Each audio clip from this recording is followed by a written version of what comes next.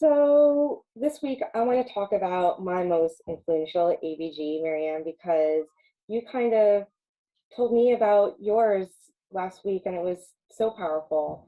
And so I want to share mine with you.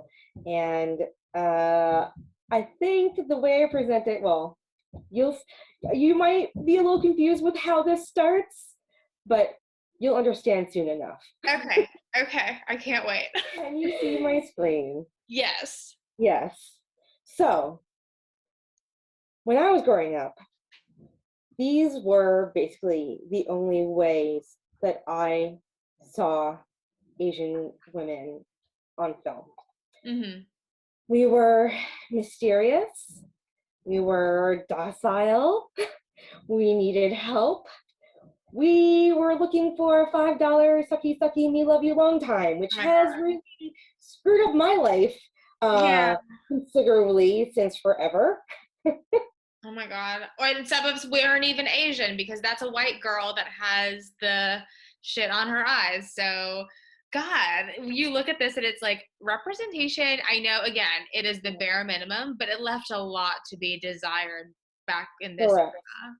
Correct, because I'll tell you when, so I was really I was trying to figure out, okay, maybe I'm missing something with like representation of any like actual female characters, Mm-hmm. right, in Asian film. And there are a few, but in terms of pop culture when we were growing up, very few. And we were always just kind of a background, right? Or Mm-hmm. motivation towards a story. We just weren't ever going to be the main. And that's fine, but we also weren't Asian American. We were mysteries, right? I have here mysteries on the internet. We were like mystical women, or we're demure and we need help. Yeah. There was nothing. And then in 1993, I was really excited when this is what I was introduced to.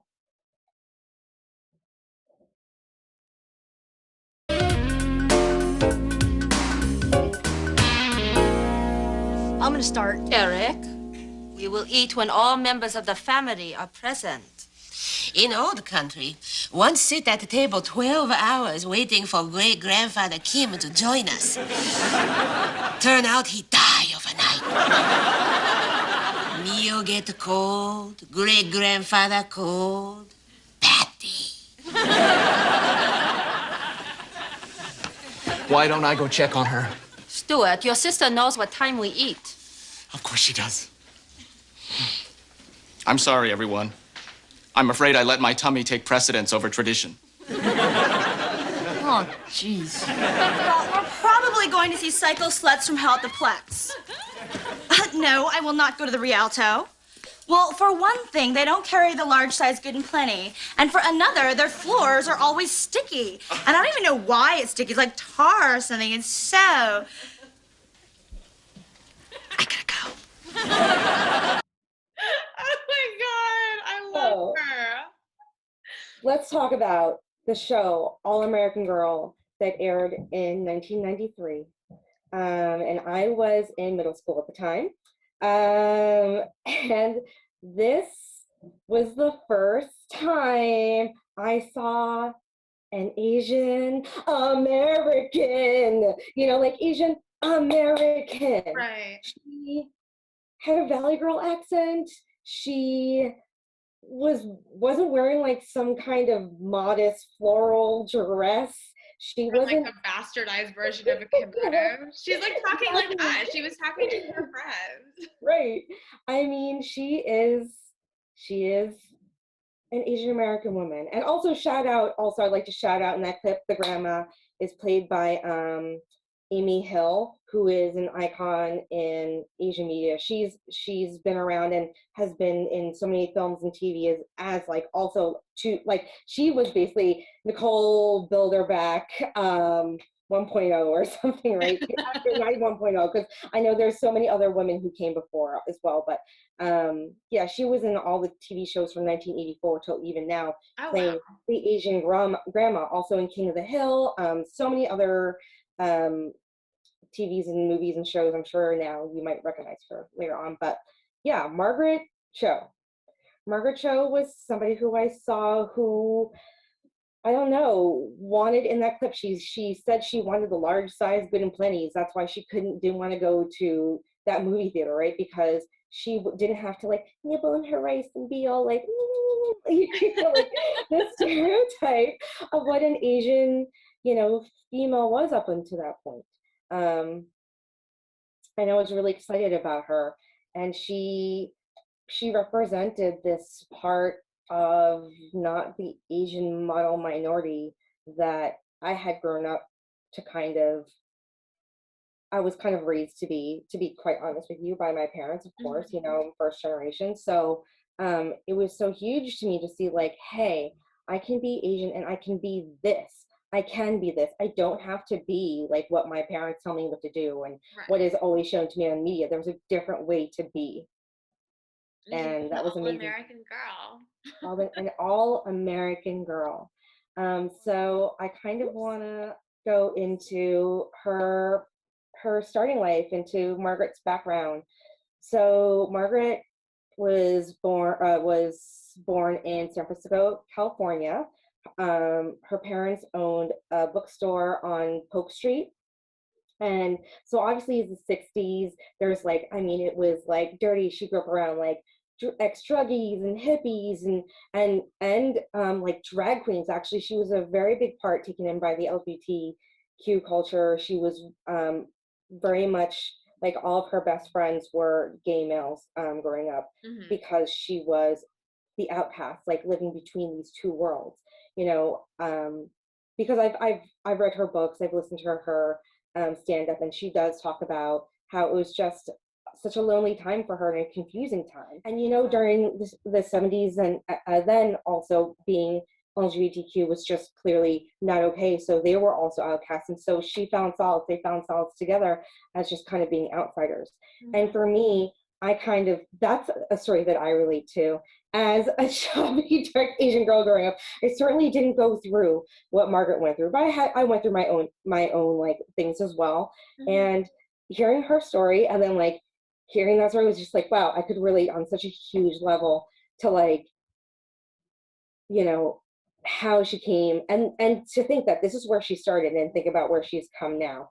So because of that, what happened, and being a part of and like being bullied, by the time she was, I think, 14 or 15, she dropped out of high school. Oh my God. Kids are so mean. Huh? Kids are so mean. Yeah, kids are really mean, and kids were so much crueler back then. You know, it's a different time, a different culture.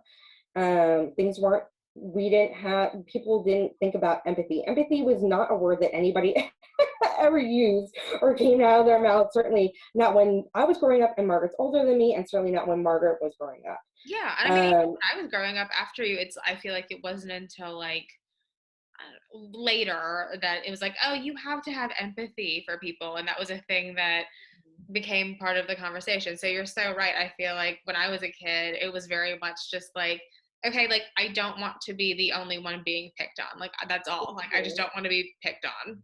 Whatever. There was no talk about being empathetic or, sorry, my street is noisy and I think you can hear people with their cars. But yeah, there was no talk about like having empathy for the kid being picked on, because whatever. I was the one being picked on. It's fine. Anyway, Margaret. No, many times it was kind of encouraged, I'd say. And like, yeah, absolutely. And if we're talking about being an outsider, like I think that's something that so many of us can relate to, like always being kind of othered, always being the one in the class that like looks different and comes from a different background. That's something a lot of us can definitely relate to. So Margaret's life is kind of like, is super interesting and super crazy because, okay, she dropped out of high school when she was 15. At 15, she was also, funny enough, because even though she like was terrified of straight men, she jokes about, you know, she was a phone sex operator. Oh my a phone sex operator. And she did so well that she got promoted. She got promoted to do the recordings for phone sex operator. Calling in to be the recording, and so it was amazing. And then from there, she became a dominatrix for a little bit. At 15 or 16. So very young. So obviously a very troubled life, but also such an insane life. But I guess that's what happens. And because she was like a teenager in probably like the 70s, 80s ish. Yeah. Wait, And she was a dom when she was like 16? Oh my God. yeah, she was a dom when she was 16, but she she said That's she crazy. was a terrible dom because she lacked empathy and she had a bad arm. She had a bad arm, so, for all those floggings. It was like just not going to be powerful enough. So after doing a few shows at her parents' bookstore, she started her stand-up comedy career. She actually did pretty well at 16. She ended up being an opening act for Jerry Seinfeld. She was on a Bob Hope special. She was a frequent guest on the Arsenio Hall show, which I loved. And you can see here some bits of her that I found. Actually, some of these she had on her own like little account of an old box of photos she found. So pictures of her with, Dave Chappelle. There's one here with her and Janine Garofalo because, they were on the stand-up circuit together, right? They came in together. And also her boyfriend for quite a long time, Quentin Tarantino. What? They Yeah, dated? they were together for a very long time. A very long time. And Oh they're my, still very close to this day, actually. that's fascinating. I didn't Yeah. know that. And look how young Dave looks there. He's a baby. I'm gonna cry. This is so cool to see. Mm-hmm. Yeah, she has been there she's part of that of the legacy of Mhm. comedy. And she was So sometime in 1992, I guess there was I don't know, I didn't know about this, but I don't remember this anyways. There was a Golden Girls spinoff called the Golden Palace, where like Dorothy had gone off to get married, so it's the remaining three: Rose, Sophia, and what? Blanche, and they buy a hotel, and whatever hijinks ensue, and Margaret was cast in it, right, as well. But unfortunately, obviously, it didn't last very long. It got canceled. But then that year that it got canceled was when the producers saw her stand-up routine, took chunks of it, and developed All American Girl. Oh my God. um, Oh my God. And in 1993, like yes. a fully Asian cast with Margaret Cho. Oh, sassy as hell in this armchair. Like, I mean, I was 5 in 93, so I was probably thinking about the Power Rangers or lunch, but I Yeah. wish I knew that this was out for me to watch then because, God, I mean, what a mark she's made on your I don't life think, being able to see this. yeah, but I don't think you would have been able to, you have been allowed to watch it anyways, Probably because not. that's the thing about this show. So yeah, it was great. It was promoted as like the first, show with a full, East Asian family represented. But here's a little or a little note here. There was a show that existed in 1976 with Pat Morita, aka Mr. Miyagi, a show called Mr. T and Tina, and that was the first show that ever aired, showing an East Asian American family, but it only Okay. lasted 5 episodes. So I'd call Pat Morita then the first Mr. T, and Oh. and then, but All American Girl, yeah, aired, and it was initially promoted as that, but the way that it was received, eh, it it it was mixed, right? There was good, and then there was really, really bad, because there were issues with people talking about, criticisms about the cast, how they're not all Korean. The people in the cast, you can tell here, they're Asian There weren't many, I think, at the time, Asian actors, or people who were going to be cast within here. So not everybody was Korean. Yeah. Right? And so they got some criticism for that. Also, because of the way that Margaret was on the show, which was brash, loud herself, people didn't see her as the part of the Asian American community, the Korean community specifically, was saying that she was a bad role model. And there's actually one of her stand-up routines, she talks about how she opened up, her local newspaper, and she saw in the editorial a quote from a 12-year-old girl named Karen Kim, and it said, "When I see Margaret Cho on television, I feel deep shame." Right? So, so sad, right? And then I read an article also in LA Times, though, in 1994 by this guy, Philip Chung. And I'm just going to try to read a couple things in here where he says, "I can understand and share the concerns of my Korean American brethren, since the predominant media image of Korean Americans has tended to be negative. Yes, but All American Girl remains one of the few potential bright spots in an otherwise bleak landscape. Yes, the show can be improved. Yes, I often cringe when I hear the actors attempt to speak Korean. Yes, some of the cultural references are confusing, but there's so much about the show that is cause for joy. The most incredible thing about the series is that it even exists. As anyone working in the television industry will tell you, it's nearly impossible to get a program on prime time, let alone a fact revolving around an Asian American family that is on the air is phenomenal." Yeah, and it's like, this was probably the first real go at it, the first real go of having, I mean, there was the show in 1974 with the actor who played Mr. Miyagi, but this was anyone's first real go at it, and of course the first time isn't going to be perfect. Well, it's just you only great saw that the it first does clip, so let's hear now. Watch the second clip I want to show you of, because what I showed you was truly the opening of the show, and now here's an episode, the middle of an episode of the show. "We can tell from your manners that your parents have taken care to teach you the traditional ways." My mother will be very honored that you said that. No doubt you speak Korean beautifully. Well, I know a few words. Margaret, 너 목소리는 흐들리는 꽃잎처럼 소를 가리거라. 내 마음은 나비처럼 선선한다. 너 미국에서 자랐지만 성유탄 한국 청년인가? 네, 소세기와 건이그 사과합니다. My Franks and Beans apologize profusely.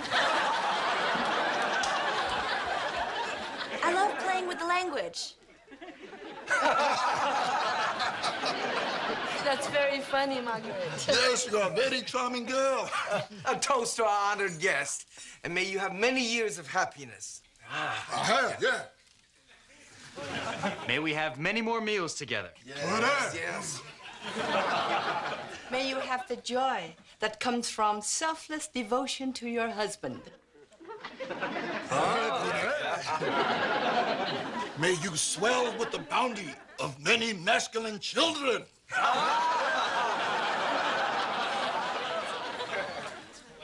May I have a lot more of this?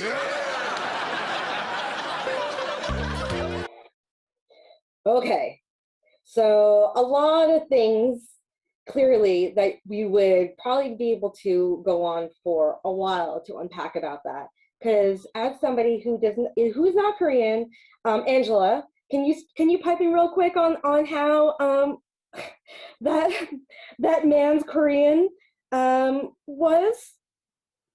I mean, I understood it, but I feel like he was exaggerating.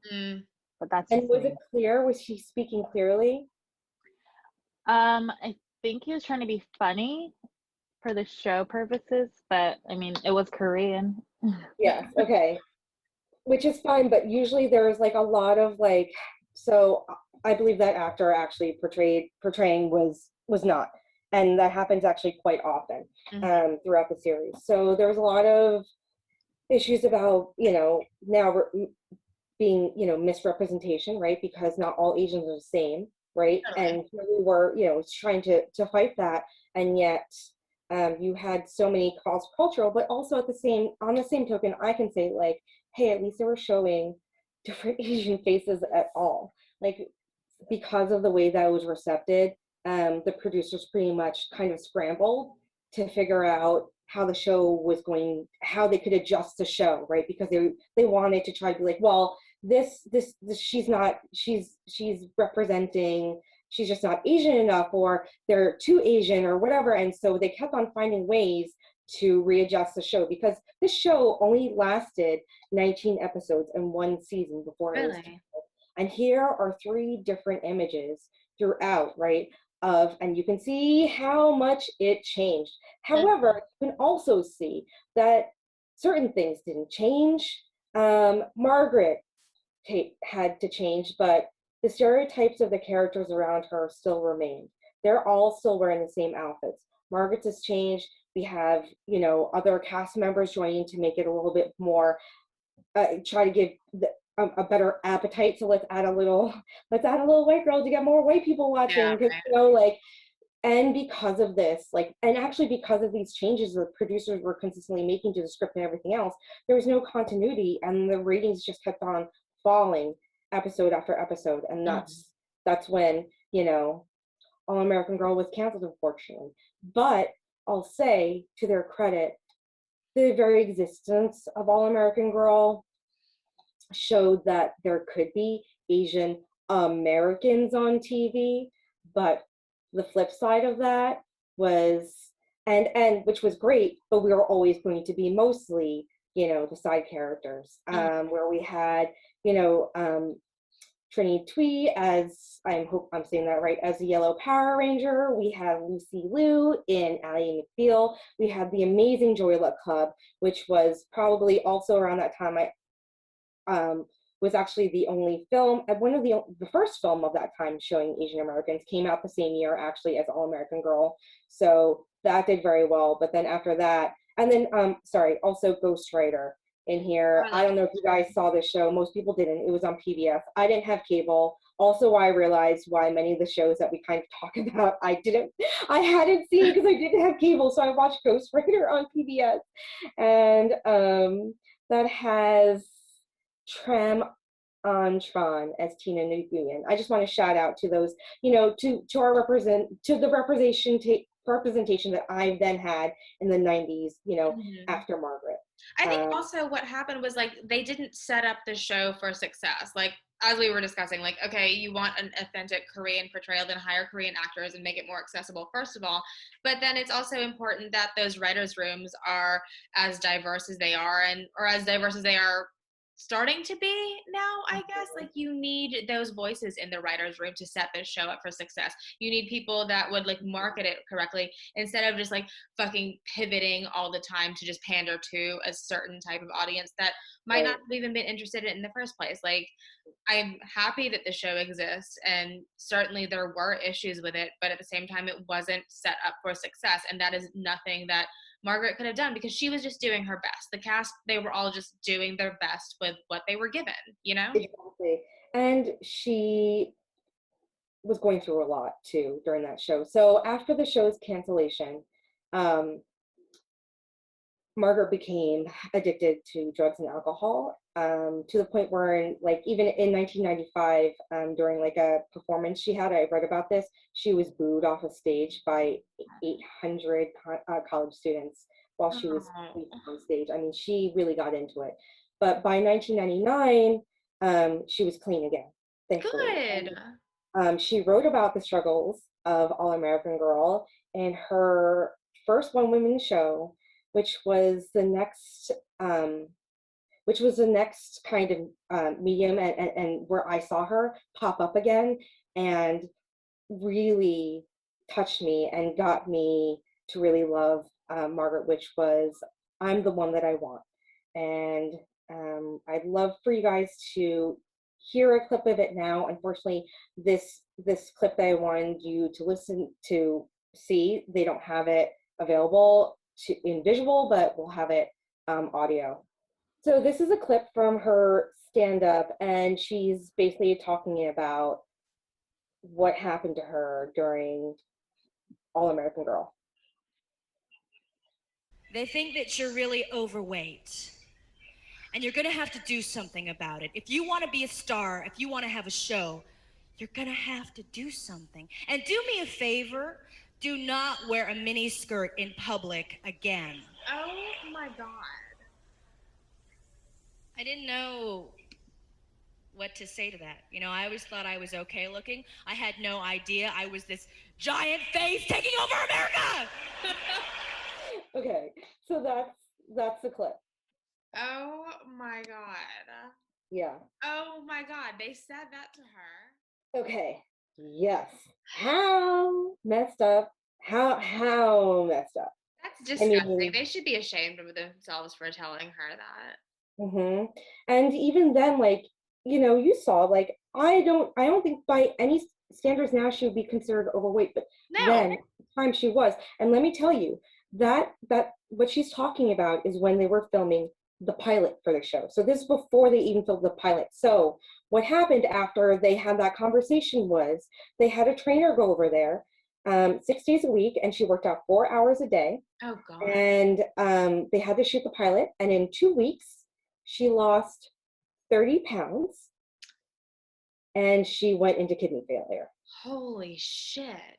And then after she got out of the hospital from kidney failure, she filmed her pilot, and then the rest is history, and you know about.